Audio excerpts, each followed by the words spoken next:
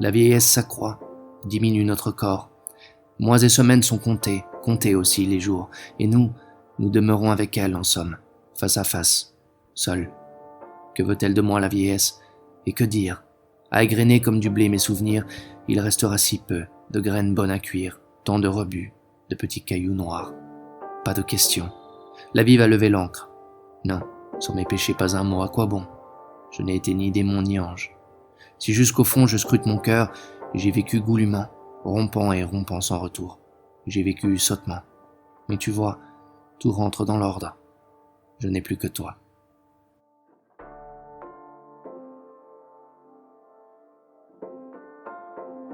La flamme solitaire grelotte sous un vent étrange. Le docteur a trop de malades, Dieu a trop de pécheurs, l'amour a trop d'ombre au tableau, et le passé trop de couteaux chauffés à blanc.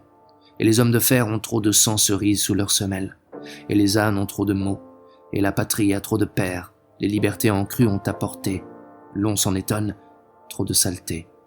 Front trop obtusément froncé, trop de raffus dans la musique, trop d'aveuglement dans la cohue, et trop de grands pouvoirs pour des gens minuscules, trop de canons contre la tempe, trop de taches noires sur le soleil clair, et trop de sable dans le désert, et trop peu de gouttes au fond du verre.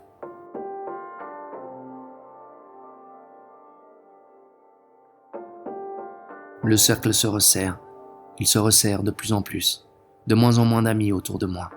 Je le constate avec effroi, et je ne suis plus mon propre ami à ce compte-là.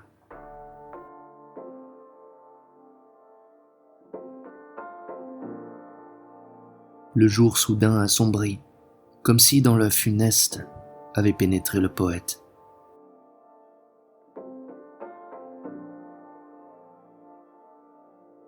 Jette, preux chevalier, sur la vie et la mort un regard qui ne voit pas, et poursuis au hasard ton chemin. Tu sauveras un tiers, un quart, un huitième, une part de prédestination. Course enfiévrée, oublie comme moi, routes et rites, chemine va.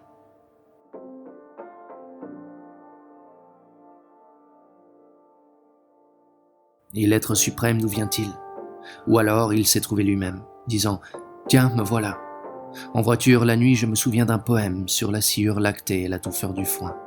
Regardez le ciel dont l'aube écorne un coin, toute la nébuleuse qui scintille en voûte, et accepter la foi en tant que foi, sans croire qu'elle a le moindre fondement concret. Rouler la nuit, c'est tellement agréable, et savoir qu'il n'est pas de raison supérieure, que ce sont les étoiles en course centrifuge, l'espace de lui-même éclos, disséminé. Il est courbe, il règne l'antigravité, l'incommensurable bafoue tout sens certain. Il serait ridicule de planifier le salut de son âme, tant pis, par Dieu. Ne soyons pas mesquins.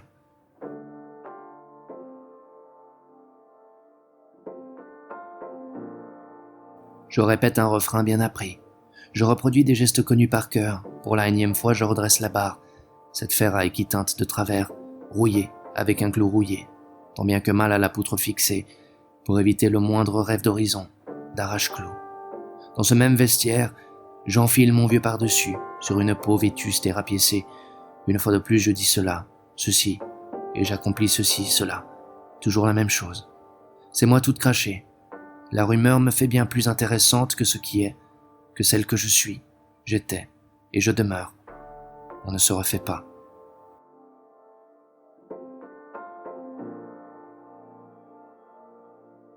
La vie, c'est une peine capitale avec sursis, songes-tu en classant des timbres, explosion de passions et d'immeubles, gains, attentats, faillites, ou encore ranger dans un classeur avec des pincettes de menus présents, et recevoir en retour un autre bout de papier, avec un diagnostic de cataracte.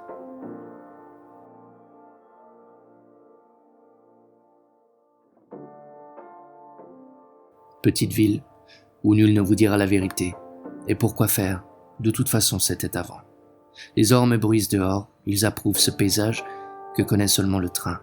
Une abeille bourdonne, quelque part.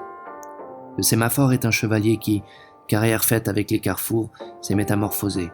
Ajoutez une rivière au loin. Entre le miroir où vous vous regardez et les gens qui vous ont oublié, mince est la différence. Les volets que l'été a fermés sont festonnés de racontars ou, pour ne pas avoir tout faux, tout simplement de lierre. Un adolescent allé déboule dans l'entrée, en caleçon, et vous dérobe l'avenir. C'est pourquoi le crépuscule dure. Le soir entre dans le moule ordinaire d'une place de la gare, avec sa statue, etc. Et le regard où on lit va au diable, y est directement proportionnel à la foule absente.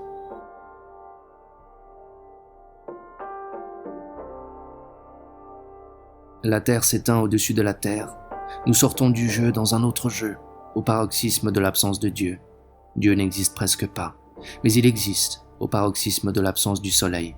Le soleil n'existe plus, mais il existe même la nuit, de la lune au soleil au fond du cœur, lui une trace lunaire.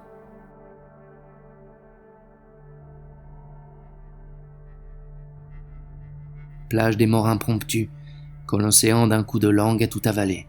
Il ne reste ni tente aux sans couleurs, ni touristes. Bref fut leur sieste. Soudain tout était achevé. Tandis qu'à la plage voisine, on se repose pas trop mal, pour finir. On est passé à côté du pire. Les brochettes fument et la guitare grince sous la lune.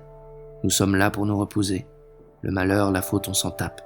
Laissez-nous rôtir notre flemme.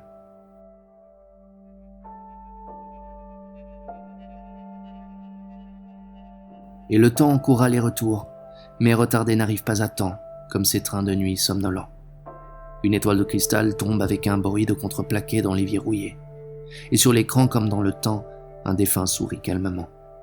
Les tics nerveux ne le dérangent pas, il est si doux, indéniablement, tel un train qui retarde de temps en temps, se tient peinard à l'aiguillage en rade sur une voie de long garage, et seul un ronflement de mort dans un wagon témoigne du vivant au rêve entassé, dans un compartiment spiritueux, à l'esprit de vin lourd, aux fumées douteux de nourriture aigrie, de mégots et autres, au délire baladeur cavalant à travers nuit. Un mort donc, mais qui continue d'être, pas de vivre, mais disons de se trouver en tant qu'objet présent, pas dans les cœurs et les esprits, mais sous forme de fichiers, ou de lettres peut-être, de certificats de naissance et de décès, de mariage, de divorce. Où est le fil ? Ce fil une fois rompu ne se retisse pas, ni ne se tord en matière d'habitude ou de jeu, quand au lointain ne cesse de hurler, comme une chienne en chaleur, une rame de banlieue,